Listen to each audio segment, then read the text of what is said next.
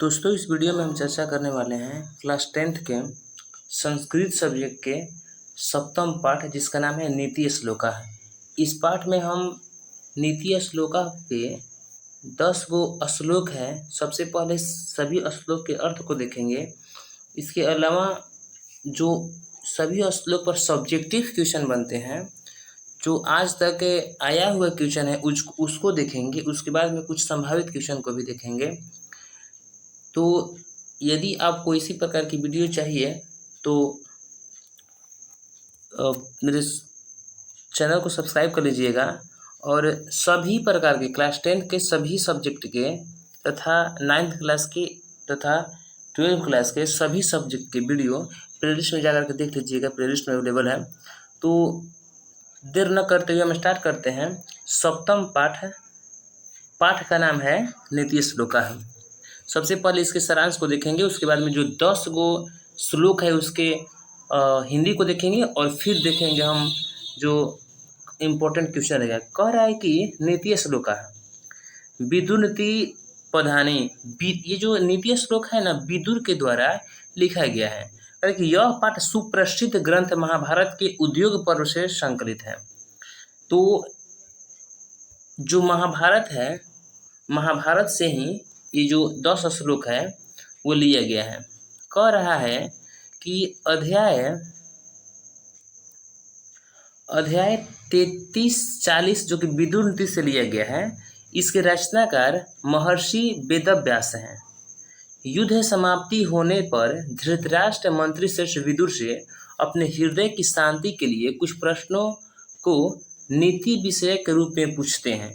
जब युद्ध समाप्त हो जाता है, पांडवों की जीत हो जाती है, कौरवों की हार हो जाती है, तो विदुर को बुला करके धृतराष्ट्र जो कि कौरव के दुर्योधन के पिता रहते हैं, वो अपने मंत्रियों के मतलब कि वो बनाए, गोष्ठी बनाए और उसमें ना श्रेष्ठ मंत्रियों को बुला करके और चर्चा करें, जिसमें से विदुर प्रमुख हैं। तो विदुर से कुछ अपने हृदय के शांति के लिए प्रश्न पूछते हैं। तो उसी का ये संकलन है। कह रहे कि उचित वो क्वेश्चन पूछते हैं और जो विदुर जी है उचित उत्तर दे रहे हैं। कह रहे कि वही प्रश्नोत्तर ग्रंथ विदुर नीति कहलाता है। जो वो प्रश्न उत्तर किया गया ना, जो प्रश्नों के उत्तर दिए हैं ना, उसी प्रश्नों के उत्तर को विदुर नीति कहा गया है। कह रहे कि यह है भी भगवत गीता के समान महाभारत का अंग है। और इस पाठ में 10 गो श्लोक है। 10 श्लोक में क्या क्या कहा गया है? तो पहला श्लोक में कहा गया है कि जिसके कर्म को सर्दी गर्मी भय भावुकता संपन्नता अथवा विपन्नता बाधा नहीं डालता है, उसे ही पंडित कहा गया है। अब आप लोग समझिएगा कि पंडित जाति को ही, एक पंडित जाति को लोग पंडित मानते हैं, लेकिन यहाँ वो नहीं है। पंडित वो नहीं है। पंडित तो उसको कहा गया है जो सर्दी गर्मी भय भावुकता संपन्नता अथवा विपन्नता बाधा नहीं डालता है, उसको यहाँ पंडित कहा गया है। ये प्रथम श्लोक में है। दूसरा श्लोक में क्या क्या है, क्या देखते हैं हम। दूसरा श्लोक में कहा गया है कि सभी जीवों के आत्मा के रहस्य को जानने वाले, सभी कर्म के योग को जानने वाले और मनुष्यों में उपाय जानने वाले व्यक्ति को पंडित कहा गया है। पंडित की ही परिभाषा चल रही है। तीसरा जो अध्याय है, आप लोग बुक से देख लीजिएगा। बुक में जो श्लोक है ना, उसी का ये अर्थ है। तीसरा कह रहे कि जो व्यक्ति बिना बुलाए किसी के यहाँ जाता है, बिना पूछे बोलता है और अविश्वासियों पर विश्वास कर लेता है, उसे मूर्ख कहा जाता है। अब आप लोग समझ लीजिए कि आप इसमें पंडित में से हैं कि मूर्ख में से हैं। इसमें साफ कह रहा है कि जो व्यक्ति बिना बुलाए किसी के यहाँ जाता है, बिना पूछे बोल देता है और विश्वासियों पर विश्वास कर लेता है, उसको मूर्ख कहा गया है। चौथा श्लोक में क्या कहा गया है कि एक ही धर्म सबसे श्रेष्ठ है। क्षमा शांति का उत्तम उपाय है। क्षमा जो है शांति का सबसे उत्तम उपाय है। विद्या से संतुष्टि प्राप्त होती है और अहिंसा से सुख प्राप्त होता है। अहिंसा से सुख प्राप्त होता है, क्षमा से शांति प्राप्त होती है और विद्या से संतुष्टि प्राप्त होती है। 5वां श्लोक में कहा गया है नरक के 3 द्वार हैं। ये प्रश्न आ सकता है कि नरक के कितने द्वार हैं? तो नरक के 3 द्वार हैं। कौन कौन? काम, क्रोध और लोभ है। नरक के कितने द्वार? तो 3, काम, क्रोध और लोभ है। इसलिए इन तीनों को त्याग देना चाहिए। काम, क्रोध और लोभ को त्याग देना चाहिए क्योंकि ये नरक के द्वार है। छठा श्लोक में क्या कहा गया है? छठा श्लोक में कहा गया है कि ऐश्वर्य चाहने वाले व्यक्ति को निद्रा, अधिक सोनाधय तंद्रा, ऊंघनाधय डर, क्रोध, आलस्य और किसी काम को देर तक करना, इन 6 दोषों को त्याग देना चाहिए। कौन कौन 6 दोष है? तो निद्रा हो गया, अधिक सोना हो गया, डर हो गया, क्रोध हो गया, आलस्य हो गया और किसी भी काम को देर से करना। ये 6 वो 1 2 3 4 5 6, ये 6 दोष, जो 6 दोष है उसको त्याग ही देना चाहिए। 7वां में क्या कहा गया है कि सत्य से धर्म की रक्षा होती है, अभ्यास से विद्या की रक्षा होती है, श्रृंगार से रूप की रक्षा होती है, अच्छे आचरण से कुल परिवारध की रक्षा होती है। आप लोग यदि आप लोग के पास बुक है तो बुक को पढ़ करके उसका आंसर ये दे सकते हैं क्योंकि मेन पेपर में इससे भी क्वेश्चन दे सकता है। एक क्वेश्चन श्लोक 1 दे देगा और उसका अर्थ पूछेगा, तो वहाँ कर लीजिएगा।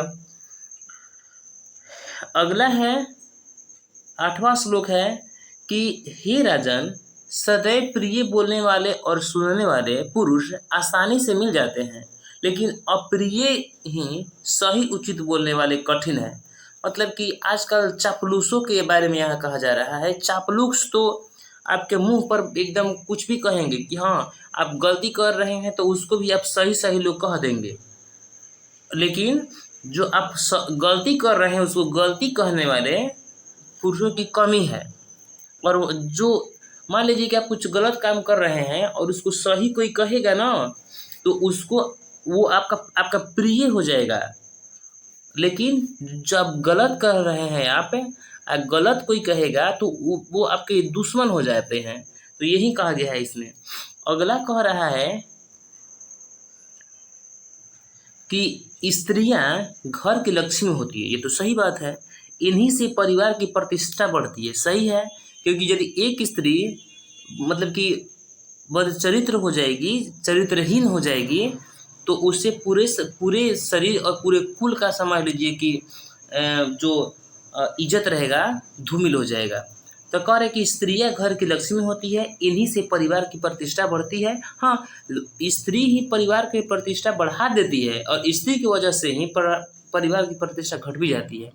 कह रहे कि यहाँ महापुरुषों को जन्म देने वाली होती है, यही जो स्त्रियां है यही महापुरुषों को जन्म देने वाली होती है, इसलिए स्त्रियां विशेष रूप से रक्षा करने योग्य होती हैं। हाँ बिल्कुल।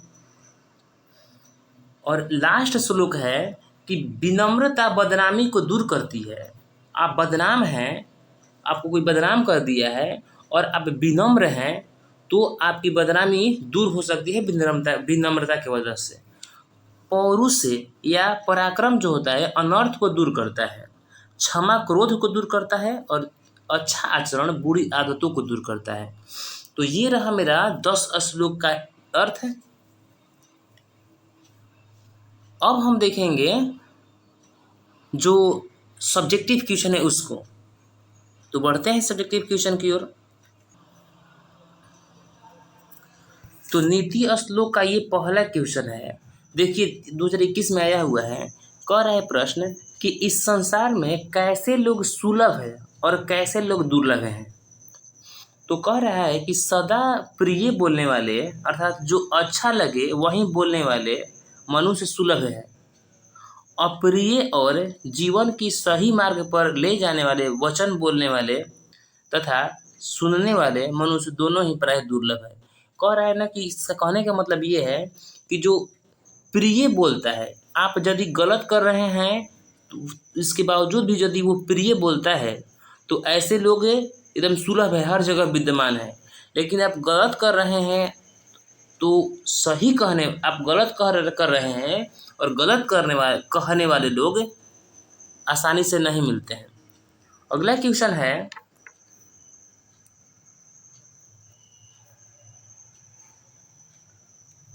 कह रहा है कि नीति श्लोका पाठ के आधार पर मूर्ख किसे कहा गया है। देखिए बहुत बार आया हुआ क्वेश्चन है, ये बहुत बार आया हुआ क्वेश्चन है, इसलिए इस पर विशेष ध्यान दीजिएगा। तो नीति श्लोका पाठ के आधार पर मूर्ख किसे कहा गया है, तो वह मनुष्य मूर्ख हृदय वाला एवं मनुष्यों में नीच है। कौन? जो बिना बुलाए हुए प्रवेश करता है कहीं भी, बिना पूछे हुए बहुत बोलता है और नहीं विश्वास करने वाले योग्य पर भी विश्वास करता है, वो जो है समझ लीजिए कि मूर्ख उसको कहा गया है। किसको मूर्ख कहा गया है? तो वैसे मनुष्य जो बिना बुलाए कहीं चल जाता है, बिना पूछे कुछ बोल देता है और जिस पर विश्वास नहीं करना चाहिए उस पर विश्वास कर देता है, उसको हम लोग कहते हैं मूर्ख व्यक्ति।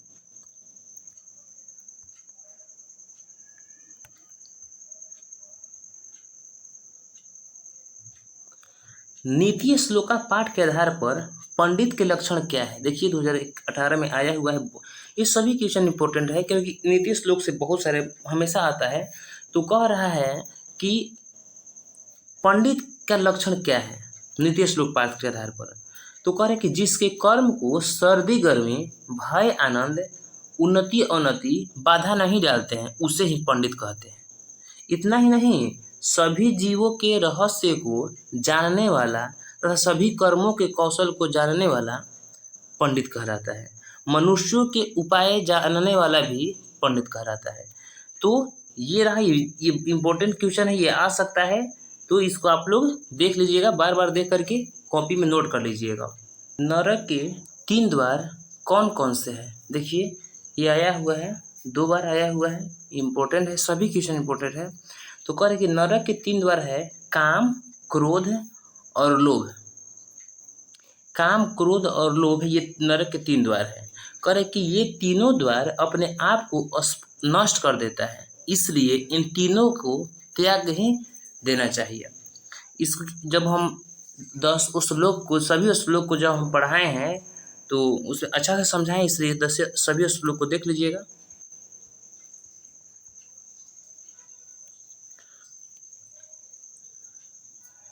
क्वेश्चन है कि नीति श्लोका पाठ के आधार पर मूढ़ चेता नराधम के लक्षण को लिखे।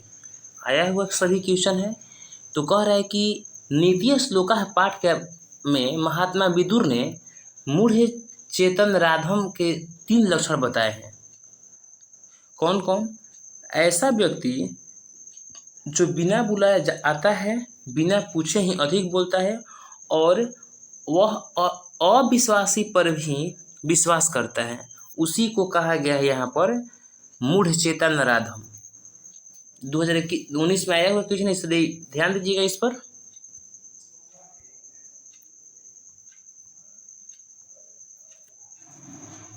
नीति श्लोका पाठ में से किसी एक श्लोक को साफ साफ शब्दों में लिखिए। 2019 में आया हुआ क्वेश्चन है, इसलिए तो कोई भी एक जो आपको याद है, तो एक हो गया कि सत्येन रक्ष्यते धर्मो विद्या योगेन रक्ष्यते मृज्या रक्षिते रूपम कुलम वृत्तिन रक्ष्यते। तो अपने बुक में देख करके कि कौन सा ये श्लोक है, श्लोक नंबर कितना है, और जो स्टार्टिंग के 10 श्लोक बताए हैं उसका अर्थ आप लोग वहाँ से देख लीजिए।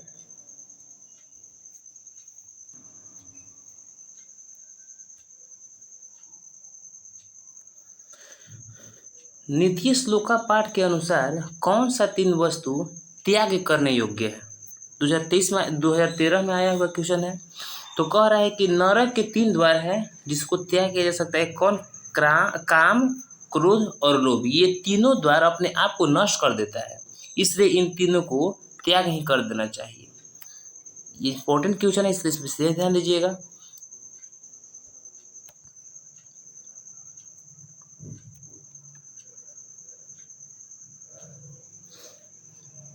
नीति श्लोक पाठ में हमें क्या संदेश मिलता है। तो कह रहे कि नीति श्लोक पाठ महात्मा विदुर रचित विदुर नीति ग्रंथ से उद्धृत है, लिया गया है। कह रहे कि इस ग्रंथ में महाभारत तथा भागवत गीता में चित्त को शांत करने वाले आध्यात्मिक श्लोक हैं। इन श्लोकों में जीवन के यथार्थ पक्ष का वर्णन किया गया है। इससे संदेश मिलता है कि सत्य ही सर्वश्रेष्ठ है। सत्य के मार्ग से कदापि विचलित नहीं होना चाहिए।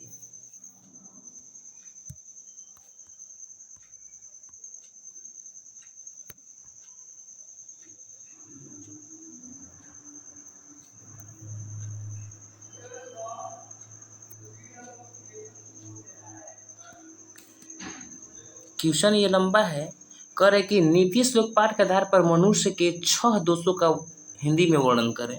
इसको बड़ा कर देते हैं हम। 6 दोष कौन कौन सा है? तो यहाँ कह रहा है कि महात्मा विदुर द्वारा रचित विदुर नीति ग्रंथ से संकलित नीति श्लोक पाठ में मनुष्य के 6 दोषों का वर्णन गया है। क्या है ये 6 दोष? पहला दोष है नींद, उनसना, भय, क्रोध, आलस्य, दीर्घसूत्रता, किसी काम को विलंब से करने वाला। यहाँ सोना होना चाहिए। नींद हम स्टार्टिंग में बताए हैं 6 दोष, वहाँ से आप देख लीजिएगा। यहाँ हमें कुछ मिस्टेक लग रहा है। तो कह रहे कि नीति का कहना है कि प्रगति की इच्छा रखने वाले मनुष्य को इन 6 दोषों को त्याग देना चाहिए, क्योंकि अधिक निद्रा के कारण वह कोई काम समय पर नहीं कर पाता है। वह तंद्रावश प्रत्येक काम में पीछे रह जाता है। भय के कारण काम आरंभ ही नहीं करता तथा क्रोध के कारण बना काम भी बिगड़ जाता है। आलस्य के कारण समय का सदुपयोग नहीं हो पाता है। तो दीर्घसूत्रता अथवा काम को कल करने, इसे कहना चाहिए कल कर देंगे, आने वाले समय पर छोड़ देने के कारण काम जो होता है बोझ बढ़ जाता है, काम पर बोझ बढ़ जाता है। वैदिक साहित्य किसे कहते हैं? तो वेद भारतीय धर्म, दर्शन और संस्कृति के मूल आधार हैं। वेद के अंतर्गत अनेकों ग्रंथ आते हैं जिनको ही वैदिक साहित्य कहा जाता है।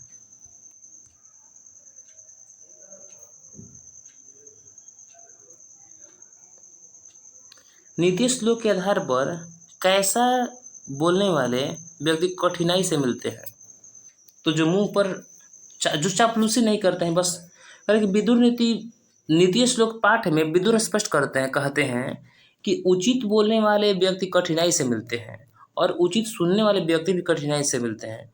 इसको स्पष्ट करते हुए विदुर कहते हैं कि उचित बोलना प्रिय नहीं होता है तथा अप्रिय बोलकर कोई भी व्यक्ति किसी का शत्रु नहीं बनना चाहता है। दोनों ये तो विदुर के अनुसार दुर्लभ है।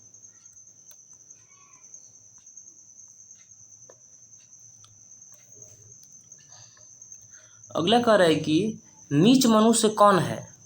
पठित पाठ के आधार पर स्पष्ट करें। नीति श्लोक पाठ के आधार पर बताना है कि नीच मनुष्य कौन है। तो कह रहे कि नीच मनुष्य का अभिप्राय निम्न जाति में जन्म लेने वाले से नहीं है। सत और असत्य कर्मों में संलग्न रहने वाला मनुष्य ही नीच की श्रेणी में नहीं आता है। जो बिना बुलाए हुए किसी सभा में प्रवेश करता है, बिना पूछे हुए बहुत बोलता है, नहीं विश्वास करने वाले पर भी बहुत विश्वास करता है, ऐसा पुरुष ही नीच की श्रेणी में आता है।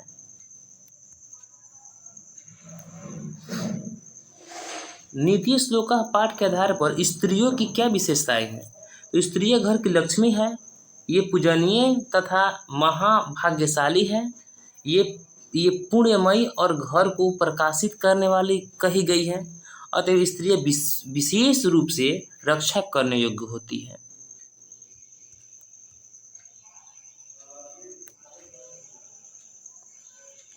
करें कि उन्नति की इच्छा रखने वाला मनुष्य को क्या करना चाहिए? तो उन्नति की इच्छा रखने वाले मनुष्य को निद्रा मतलब अधिक सोना, तंद्रा मतलब ऊँघना को त्याग देना चाहिए। इतना ही नहीं, भय, क्रोध, आलस्य और काम वासना को टालने की प्रवृत्ति भी रखना चाहिए। इस पाठ के में महात्मा विदुर का कथन है कि ये 6 दोष मनुष्य को आगे बढ़ने में बाधा पहुंचाता है। तो ये रहा मेरा लास्ट क्वेश्चन। यदि आप लोग को वीडियो अच्छा लगा हो तो वीडियो को लाइक करें, चैनल को सब्सक्राइब करें, तो अपने दोस्तों के बीच भी शेयर करें। धन्यवाद।